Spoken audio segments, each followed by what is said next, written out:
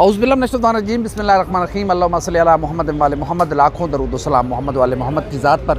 اس شدید گرمی میں آج بھی پاکستان کا پورا میڈیا یہاں پر موجود ہے اور ہم پنجاب اسمبلی میں ہیں۔ پنجاب کی تاریخ میں یہ پہلا موقع ہے کہ اپنے مقررہ ڈیٹ پر یا جس ڈیٹ کے لیے اجلاس بلایا گیا تھا بجٹ پیش کرنے کے لیے، اس پر بجٹ پیش نہیں ہو سکا ہے۔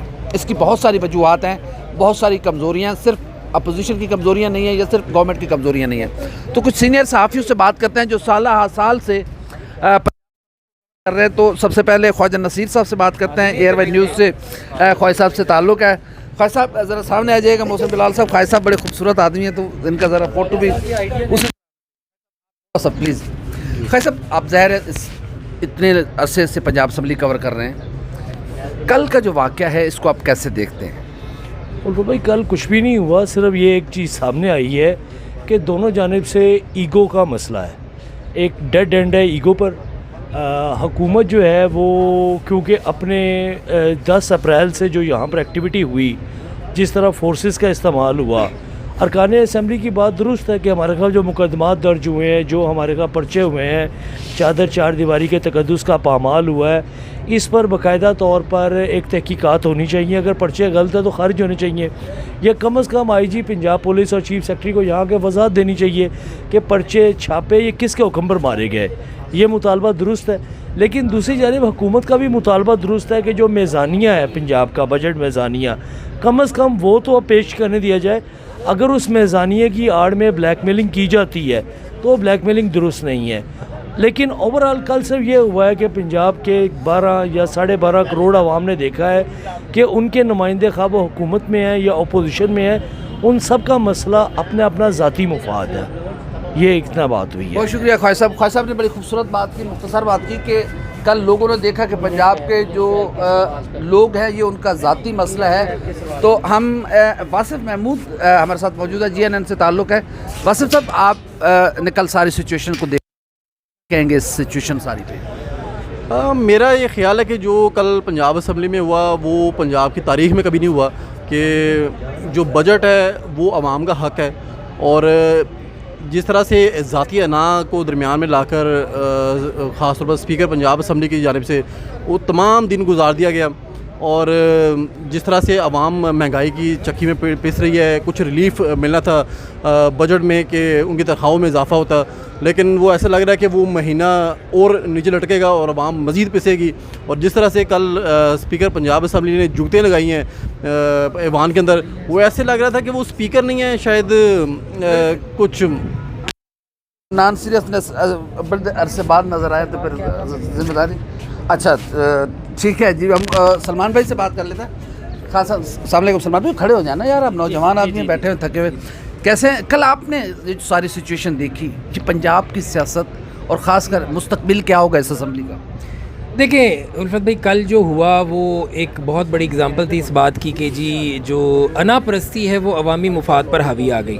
ہم نے اس کی واضح مثال دیکھی، صبح سے لے کے رات تک ہم نے دیکھا جو عوام کے لیے بجٹ پیش کیا جانا تھا اور جس کا انتظار صوبے کی عوام کر رہی تھی کہ آج دیکھتے ہیں جی بجٹ میں کیا پیش ہوگا، ان کے لیے کیا رکھا جائے گا، وہ پیش نہ ہو سکا، بلکہ اسمبلی کے اندر ایوان کے اندر انا پرستی کی جنگ چلتی رہی دونوں طرف سے۔ ایک طرف اسپیکر پنجاب اسمبلی، دوسری طرف حکومت، دونوں کی طرف سے بلیک میلنگ کا سلسلہ بھی چلتا رہا۔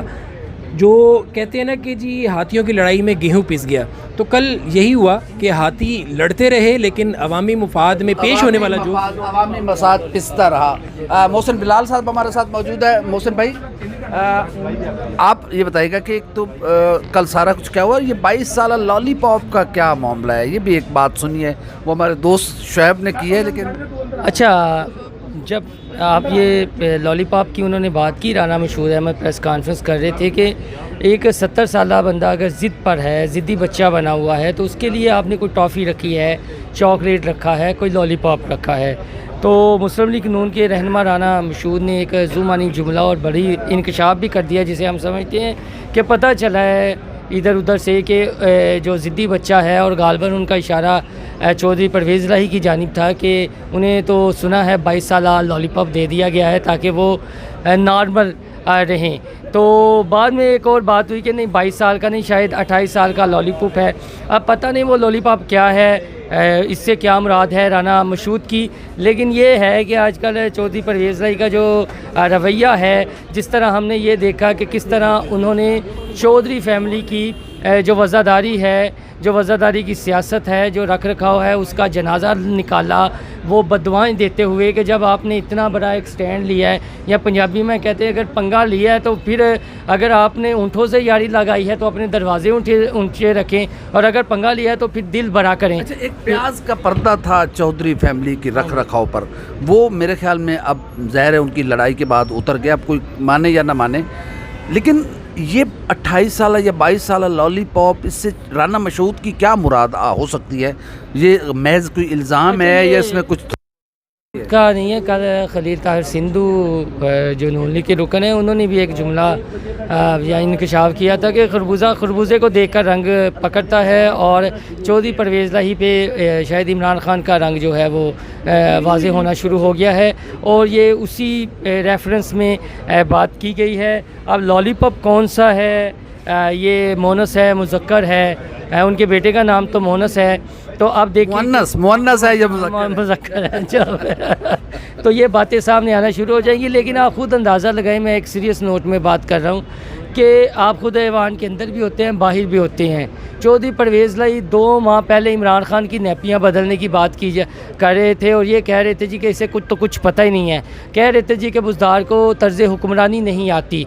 जब चौधरी परवेज़ लाई का नाम नामज़द हुआ वज़ीर आला पंजाब के लिए, तो अचानक इमरान खान जो है वो नैपिया और पैम्पर बदलने बल्कि बदलवाने वालों में शामिल हो गए, और उस्मान बुज़दार की जो गुड गवर्नेंस है वो भी अच्छी हो गई। और उसके बाद ये पता चला कि 22 साल और 28 साल जो लॉलीपॉप है वो उनकी ज़िंदगी में आया है। अब कैसे इसका इंकशाफ होता है, कैसे बातें सामने आती हैं। और आपको याद हो कि चौधरी शुजात हुसैन बड़े वज़ादार हैं।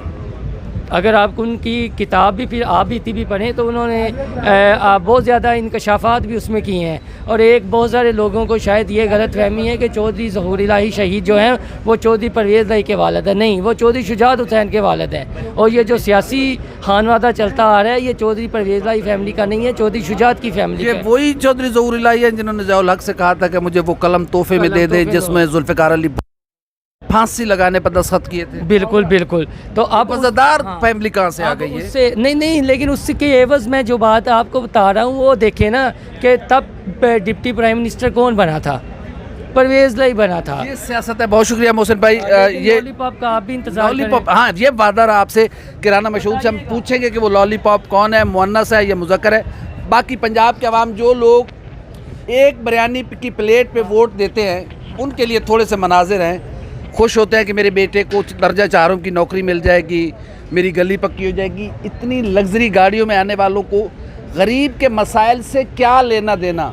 ये बेवकूफ़ है गरीब जो हर दौर में बिकता है। मियाँ शायद साहब थोड़े मसरूफ़ हो गए थे, अब थोड़े से ईजी हुए हैं, तो क्योंकि सीनियर आदमी हैं तो इनकी राय इंतहाई अहमियत की हामिल है। मियाँ साहब, कल जो कुछ हुआ इस तर्ज़ सियासत को दोनों जानिब की कैसे देखते हैं? कल जो आज बात मानते रहे, ज़ाहिर है गवर्नमेंट लचक दिखाती रही, वो ऊपर चढ़ के आते रहे। आज गवर्नमेंट नीचे से निकलना चाह रही है, मेरा ख्याल है कि आज जो हमारी हुकूमती ज़राए से बात हुई है वो किसी सूरत जो है वो अपोजिशन की बात मानने को तैयार नहीं है, क्योंकि इससे अगर वो उनकी बात मान लेते हैं मुतालबात बढ़ते जा रहे हैं और इससे हुकूमत की रेट कमज़ोर होगी। अगर आज वो IG पंजाब जिन्होंने लॉ इन्फोर्समेंट एजेंसीज़ को लीड करना है और मुल्क में अमन व अमा की सूरत हाल को बरकरार रखना है, चीफ़ सेक्रेटरी जिन्होंने सारे ब्यूरोक्रेसी के काम करने हैं, अगर यहाँ पर लाकर उनकी तस्दीक कराई जाती है, ये मेरे ख़्याल में, ये मेरी ज़ाती राय मुमकिन नहीं है। और इसके साथ साथ बाकायदा तौर पर जब हमारी हुकूमती ज़राए से बात हुई तो उन्होंने कहा कि हम किसी तौर पर IG को और चीफ़ सेक्रेटरी को यहाँ बुलाकर उनकी तस्दीक नहीं करवाएंगे, और मेरा ख्याल है कि ये मुनासिब रद्द-ए-अमल है। पंजाब के अवाम ज़ाहिर है सारे मामले में पिस रहे हैं। किसी की 5% भी अगर पेंशन बढ़नी थी एक ज़ईफ़ आदमी की तो उसको 500,000 रुपये उसकी जेब में आना था, लेकिन वो तो रुका हुआ है। अब क्या होगा? देखिए, ये बात आपकी बिल्कुल बजा है, क्योंकि अवाम जो है वो बेसिकली ये लोग जो लग्जरी गाड़ियों में आते हैं ख्वाब बेचते हैं। लोग जलसों में ख्वाब ख़रीदने जाते हैं कि जब ये आ जाएंगे हमें नौकरियां मिल जाएंगी, हमारे हालात अच्छे हो जाएंगे, चीज़ें सस्ती हो जाएंगी। बजट मैंने भी पढ़ा है, आपने भी पढ़ा है, काफ़ी अच्छी चीज़ें हैं उसमें, जिसमें सरकारी मुलाजमीन की तनख्वाहें बढ़ रही हैं, पेंशन बढ़ रही है। तो मेरा नहीं ख्याल अपोजिशन को इसमें रुकावट बननी चाहिए और आवाम को रिलीफ देने के लिए अपना किरदार अदा करना चाहिए। जी, बहुत अच्छी बात की मियाँ साहब ने कि आवाम को चाहिए कि वो जलसों में जाएँ तो ख्वाब ख़रीदने न जाएं, ताबीर ख़रीदें, बस करें। 72 साल हो गए ख्वाब ख़रीद के। ये पैदल चलने वाले इनमें से कई लोग हैं जिनको हम जानते हैं 24 सालों में कि जो पैदल थे आज ये उनकी लग्जरी गाड़ियां खड़ी हुई हैं। जब आवाम एक बिरयानी प्लेट पे वोट बेचेंगे तो फिर उनके ख्वाब ऐसे ही चकनाचूर होते रहेंगे। उम्मीद है हमारी वीडियो आपको अच्छी लगेगी, लेकिन हाँ, लॉलीपॉप वाला वादा आपसे रहा कि वो पूछेंगे राना मशहूद से कि वह लॉलीपॉप क्या है, हकीकत है या महज इल्ज़ाम है, मुअन्नस है या मुज़क्कर है, ये जल्द आपको बताएंगे। हमारी वीडियो आपको कैसी लगी लाइक करें, कमेंट करें, सब्सक्राइब करें, बेल आइकॉन के बटन को दबाएं ताकि जो भी हमारी वीडियो है वो सबसे पहले आप तक पहुँचे। अल्लाह हाफ़िज़।